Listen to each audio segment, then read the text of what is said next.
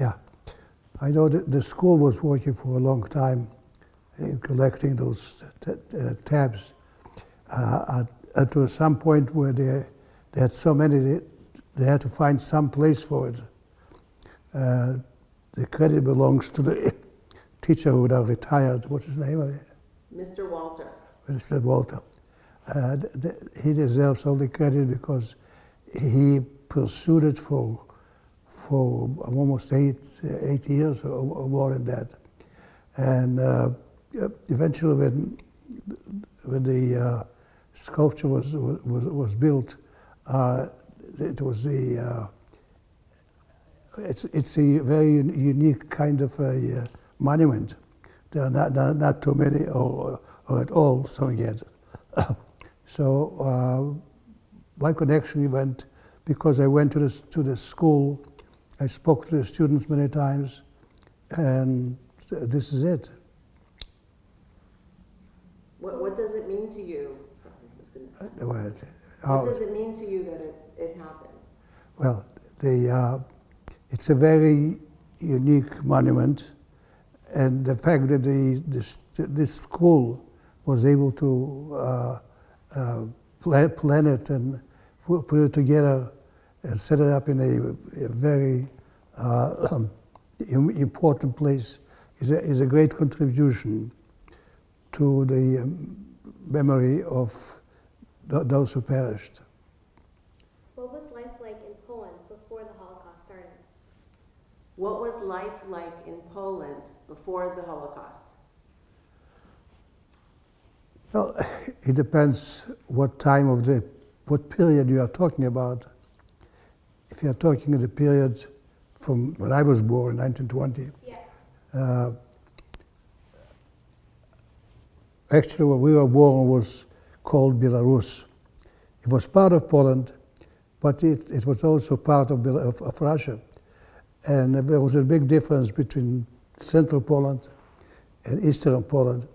Central Poland was more chauvinistic, more anti-Semitic. Eastern Poland was not as nationalistic as the other. And we enjoyed almost a democratic kind of life, as almost as we know it here. But things have changed later when Hitler attacked Poland, and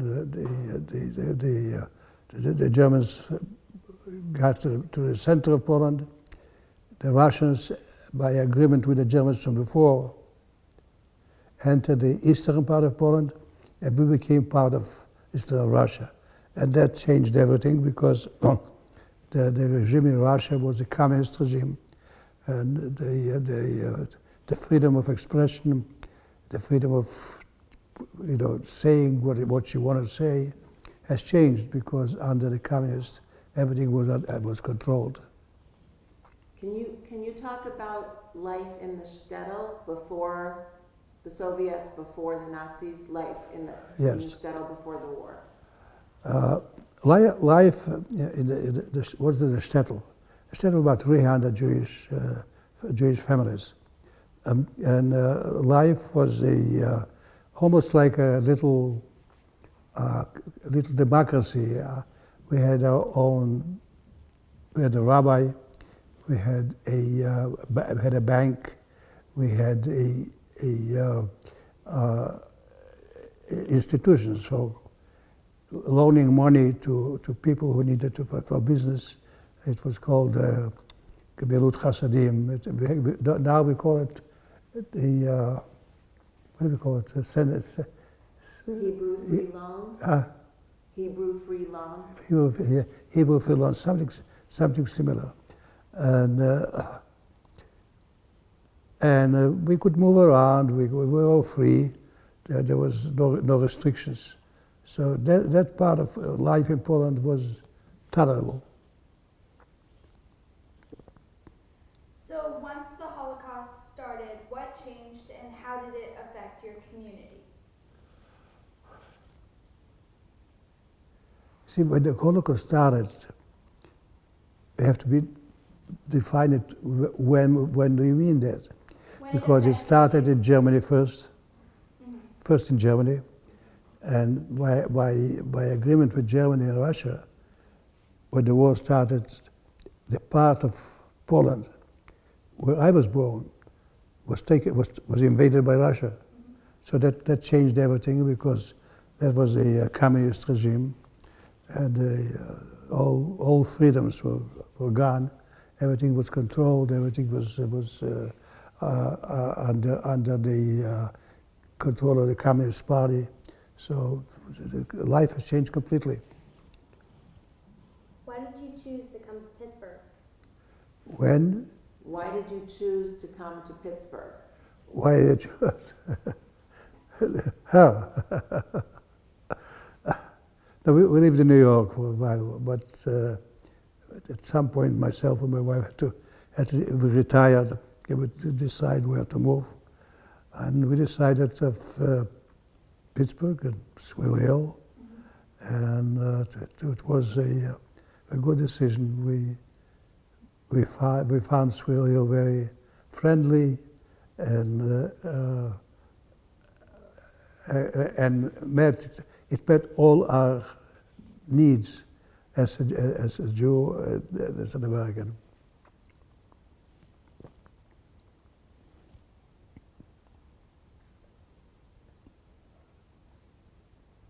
What was it like to see the sculpture completed for the first time? What was it like for you to see the sculpture when it was finished, when it was completed? You saw it at the at the opening. You mean the sculpture? Yeah. I felt that this was a very unique monument, unlike anything else, and it was a great contribution to the memory of the Holocaust, when it was installed out in Pittsburgh at a very prominent location. How do you think we should educate people about the Holocaust? How should we educate people about the Holocaust? How should we educate them? You just have to tell them the story. You can't force education on people. You got to tell them the story the way historically, the way you know it, backed by all kinds of documents and as the survivors and things like that. Do you think that the sculpture is a good representation of the 6 million Jews that were killed in the Holocaust? Do you think the sculpture is a good representation of the 6 million who perished in the Holocaust? I think it's a very unique representation. I don't think there's anything like it anywhere else in the country. So anybody who passes by there and walks in there, I think will remain with a very strong memory of the event. May I elaborate? What does it mean to you to know that the students and the parents and the teachers and the whole community spent many years thinking about the victims of the Holocaust, collecting the pop tabs, and then finding a way to represent? What does it mean to you to see young people like these kids engaged with your story, engaged with hearing the stories? When you tell your story, what do you feel the impact is on the students who are studying the Holocaust? The most important thing is about the event is to remember, and not to dismiss it, some event in history, and the fact that young people and their parents were involved in it at the outset and during the construction, and now it became the focus of, I think, many visitors to Pittsburgh. I think the school, the leadership of the school, the students, and the teachers, I forgot his name, have made a great contribution to the memory of the Holocaust. How has being a Holocaust survivor shape the way you view Judaism? Well, it confirmed to me once again that we're a target to people who to like to hate, a target to hate. They always find the Jew in every problem, and they just simply and the fact that we keep reminding people is immensely important. How did it change? How did it affect your view of Judaism in your life? How did I mean, your experience? The experience of the Holocaust. Yeah.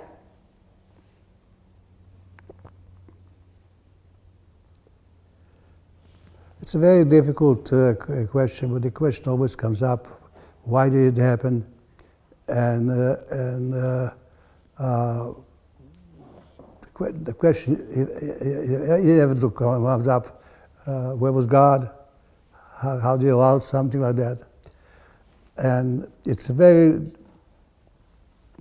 difficult to answer, but as far as I'm concerned, is the memory of those who perished is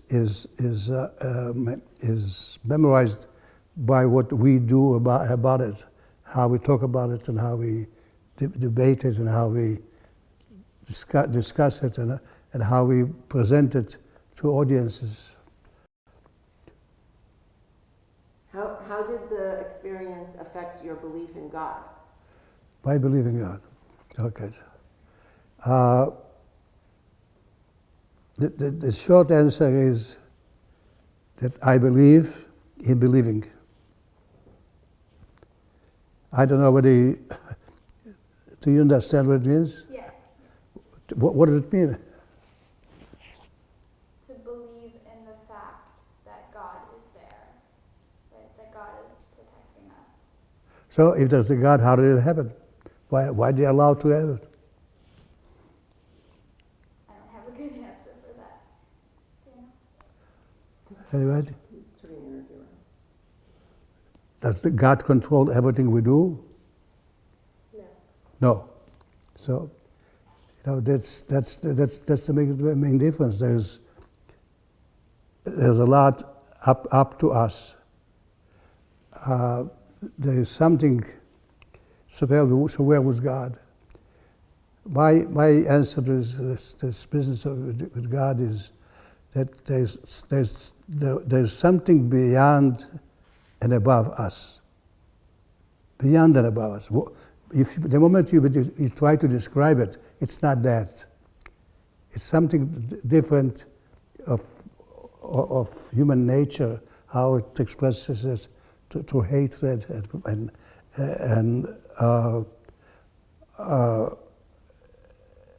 the relation to minorities.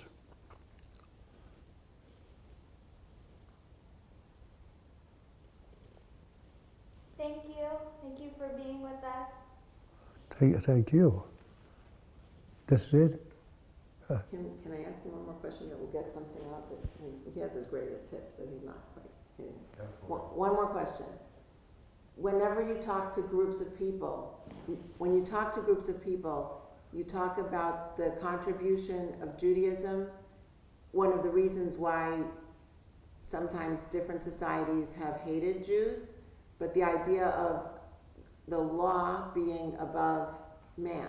Okay. Can you talk a little bit about that? Yeah.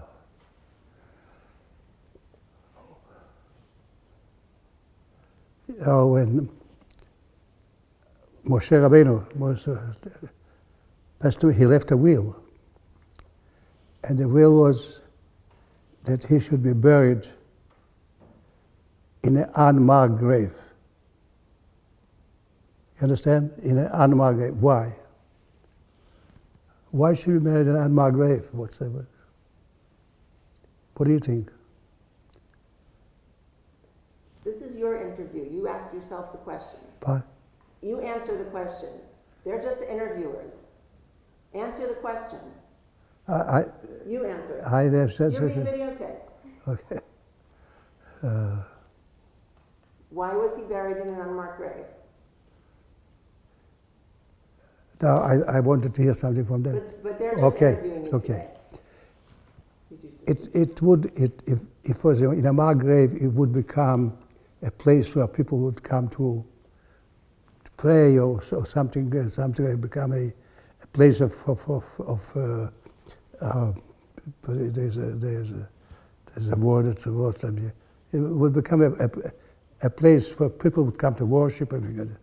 And Moshe Rabbeinu understood that in order to not to make this a place where people would come to worship, it should be marked in an unmarked grave. And that was, I think, this was the greatness of his greatness, that not to want to become somebody who is worshipped. Because he gave the Jews the law, and he wanted, what did he want the law to be? Okay. What are the Ten Commandments? Ten Commandments was, here is a way to live. This is the way to live. And anything beyond it, and anything that describes it is not that. And there's one word that I'm missing is he didn't want the law to become a tool for rulers. So it established that whatever it is beyond human understanding.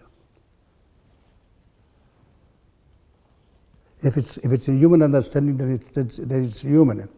It's nothing beyond the human. It's created by human. It's worshipped by human. And I think the attempt he made was to remove it from the human level to a higher level. Does that make sense to you? Okay.